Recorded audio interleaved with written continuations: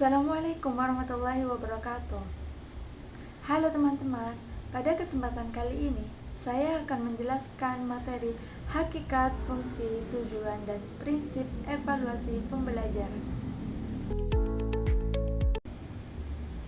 Evaluasi merupakan bagian penting dalam proses pembelajaran. Melalui evaluasi, guru dapat mengetahui ketercapaian tujuan pembelajaran sekaligus memperbaiki proses belajar agar menjadi lebih efektif. Selanjutnya, kita masuk pada hakikat pengukuran.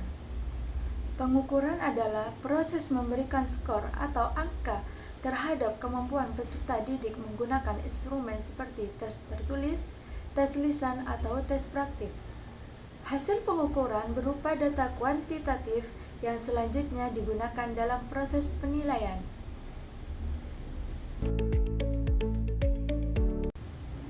Berikutnya adalah hakikat penilaian.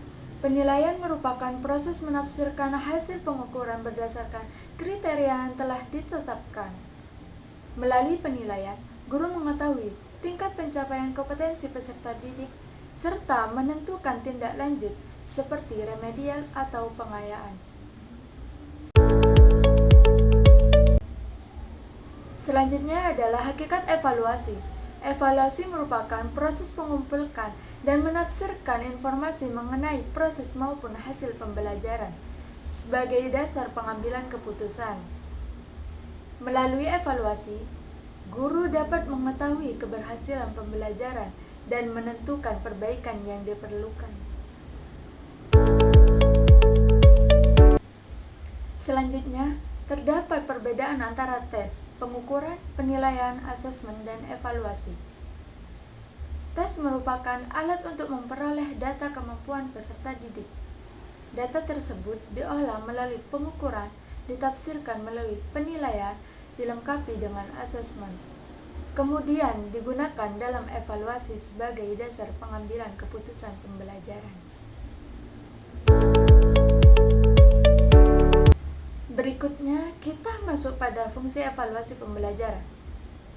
Fungsi yang pertama adalah diagnostik, yaitu mengetahui kemampuan awal dan kesulitan belajar peserta didik.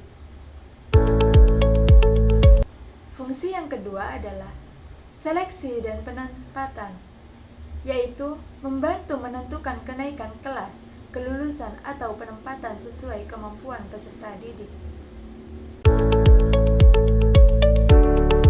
Fungsi ketiga adalah pengukuran, yaitu mengetahui sejauh mana tujuan pembelajaran telah tercapai. Fungsi yang terakhir adalah akuntabilitas, yaitu sebagai bentuk pertanggungjawaban guru kepada peserta didik, orang tua, dan sekolah sekaligus bahan refleksi untuk meningkatkan mutu pembelajaran. Selanjutnya adalah tujuan evaluasi pembelajaran. Secara umum, evaluasi bertujuan mengetahui keberhasilan proses pembelajaran. Tujuan pertama yaitu menilai efektivitas metode, strategi, dan media pembelajaran. Tujuan kedua yaitu mengidentifikasi kesulitan belajar peserta didik agar dapat diberikan tindak lanjut yang sesuai. Sedangkan tujuan terakhir yaitu meningkatkan kualitas pembelajaran melalui perbaikan proses belajar berdasarkan hasil evaluasi. Selanjutnya adalah prinsip evaluasi pembelajaran.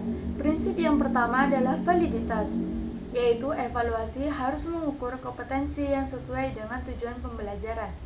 Yang kedua, reliabilitas, yaitu hasil evaluasi harus konsisten. Yang ketiga, objektivitas, yaitu penilaian dilakukan berdasarkan kriteria yang jelas. Yang keempat, keadilan, sehingga semua peserta didik memperoleh kesempatan yang sama. Yang kelima, komprehensif, yaitu menilai aspek pengetahuan, sikap, dan keterampilan. Terakhir, berkelanjutan, yaitu evaluasi dilakukan secara terus-menerus untuk memantau perkembangan peserta didik. Evaluasi memiliki peran penting dalam meningkatkan kualitas pembelajaran. Guru dapat memperbaiki strategi mengajar, sedangkan peserta didik dapat mengetahui kelebihan dan kekurangan yang dimiliki. Sebagai contoh, guru dapat memberikan ulangan harian untuk mengukur pemahaman peserta didik. Selain itu, evaluasi juga dapat menggunakan tes tertulis, tes lisan, portofolio maupun rubrik penilaian sesuai kompetensi yang diukur. Metode evaluasi dapat berupa observasi, kuis, diskusi, presentasi, penilaian diri, dan penilaian teman sebaya, sehingga informasi yang diperoleh lebih lengkap. Sebagai penutup, dapat disimpulkan bahwa evaluasi pembelajaran merupakan proses sistematis untuk menilai proses dan hasil belajar. Evaluasi berfungsi mengetahui ketercapaian tujuan pembelajaran sekaligus menjadi dasar perbaikan pembelajaran.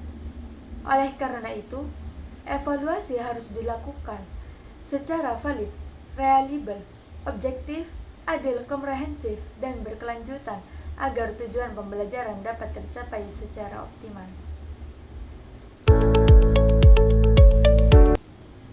Demikian pemaparan materi yang dapat saya sampaikan. Terima kasih atas perhatian teman-teman sekalian. Wassalamualaikum warahmatullahi wabarakatuh.